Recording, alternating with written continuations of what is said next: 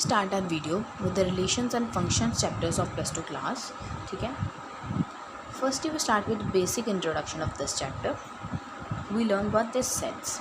These are the subsets of for example functions are the subset of relations. Relations Cartesian product के subset हैं. Subset Cartesian products जो हैं sets के subset हैं.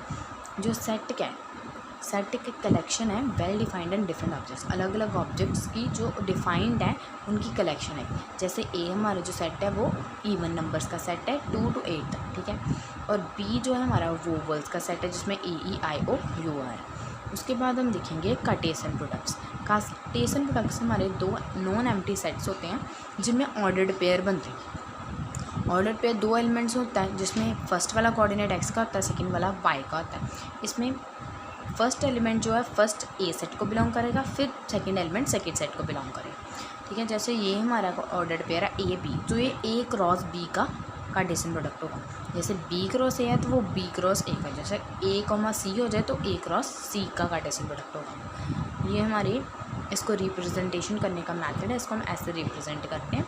ये जैसे हमारी कुछ एग्जांपल्स हैं जिससे हमें क्लियर होगा. जैसे हम सेकेंड एग्जांपल देख लेते हैं कि सी हमारा 2 4 6 एलिमेंट है, इसमें एलिमेंट्स हैं. और डी सेट में हमारे सी और डी एलिमेंट.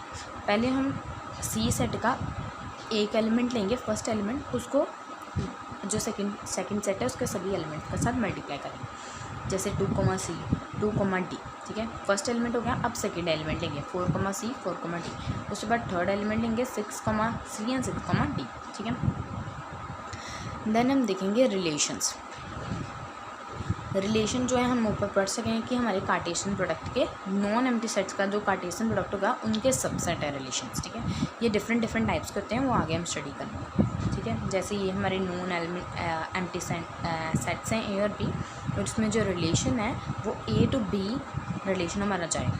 अगर बी कॉमा ए है तो उसमें हमारा, जैसे ये देखिए, इसमें हमारा जो रिलेशन है वो ए टू बी जा रहा है. तो ए को बी हमारा ऑर्डर पेयर हो. ए सेट को बिलोंग करता है, बी सेट को बिलोंग करता है. ठीक है. नेक्स्ट हम स्टडी करेंगे हमारा domain and range of a relation. कोई भी रिलेशन उसके दो कोऑर्डिनेट्स होते हैं, एक्स कोऑर्डिनेट और वाई कोऑर्डिनेट. जो फर्स्ट कोऑर्डिनेट के सारे कंपोनेंट्स होते हैं वो होती है डोमेन. ठीक है. जो रिलेशन है हमारे पास, एक रिलेशन है, उसके जो फर्स्ट कंपोनेंट होंगे उसके सारे कंपोनेंट के ऑर्डर्ड पेयर जो हैं वो डोमेन होगी उसकी रिलेशन की.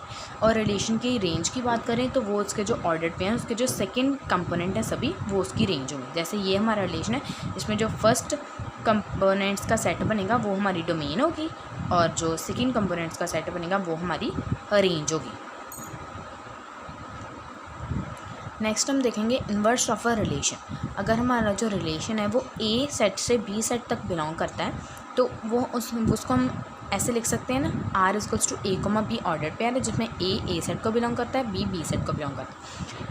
अब आर का इन्वर्स हम रीड कर रहे हैं तो इन्वर्स आर का क्या होगा, R inverse A comma B जो है बी कॉमा ए को होगा.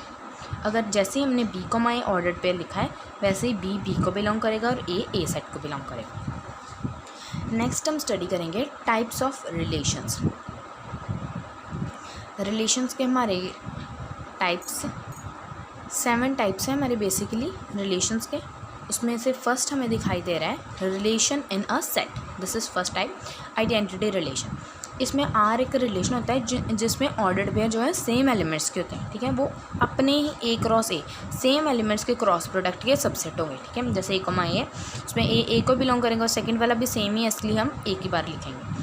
अगर ए हमारा ए है तो पहला एलिमेंट पहले इसको मल्टीप्लाई करेगा, 1 को 1 के साथ लिखेंगे, फिर 1 को 2 के साथ, फिर 2 को 1 के साथ, 2 को 2 के साथ. ठीक है. ये हमारा ए क्रॉस ए बनेगा. ठीक है. सेकेंड हमारा है एम्प्टी रिलेशन.